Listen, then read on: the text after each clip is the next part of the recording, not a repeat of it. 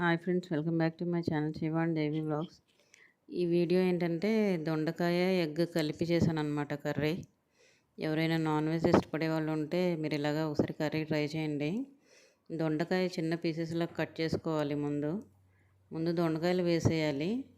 దొండకాయలు కొంచెం ఫ్రై అయిన తర్వాత ఆనియన్స్, పచ్చిమిరపకాయలు వేసేయాలి. బాగా ఫ్రై చేయాలన్నమాట. అంటే మరీ మాడిపోకుండా ఉండాలి. ఈ కర్రీ చాలా తొందరగా అయిపోద్ది లంచ్లోకి మీకు. ఎందుకంటే లేట్ ఏముంటుందంటే దొండకాయలు కట్ చేయడం ఒకటే లేటు. అవి మనం ముందు కట్ చేసి పెట్టుకున్నామంటే కర్రీ ఫాస్ట్గా అయిపోతుంది. ఇప్పుడు ఉప్పు, కారం, పసుపు వేసి మళ్ళీ ఫ్రై చేసేస్తున్నాను. ఇది మీకు 15 మినిట్స్లో అయిపోద్ది ఫ్రెండ్స్. ఒకసారి ట్రై చేయండి. ఎవరైనా వర్కింగ్ ఉమెన్స్ కానీ ఎవరైనా ఉంటే కనుక ట్రై చేసుకోవచ్చు. ఇంట్లో వాళ్ళైనా ట్రై చేసుకోవచ్చు. ఎందుకంటే ఇది కొంచెం డిఫరెంట్ రెసిపీ అనమాట. సింపుల్గా డిఫరెంట్గా ఉంటుంది. అవన్నీ ఫ్రై అయిన తర్వాత ఎగ్ వేసేసాను.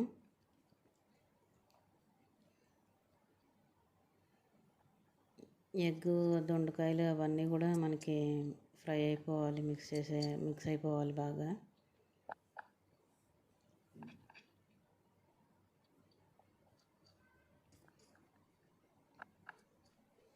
కావాలంటే ఎవరైనా అల్లం వెల్లుల్లి పేస్ట్ వేసుకోవచ్చు. నేను వేయలేదు.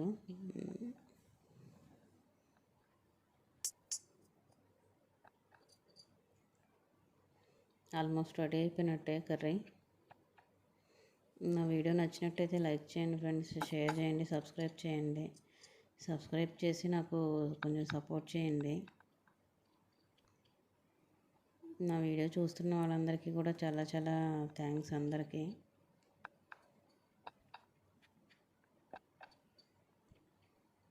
ఇంకా రెడీ అయిపోయింది ఫ్రెండ్స్ కర్రీ. జస్ట్ ఏమన్నా కొంచెం పచ్చివాసన ఉంటే కొంచెం లైట్గా ఫ్రై చేసేసి ఇంకా సర్వ్ చేసేసుకోవచ్చు. Thanks for watching.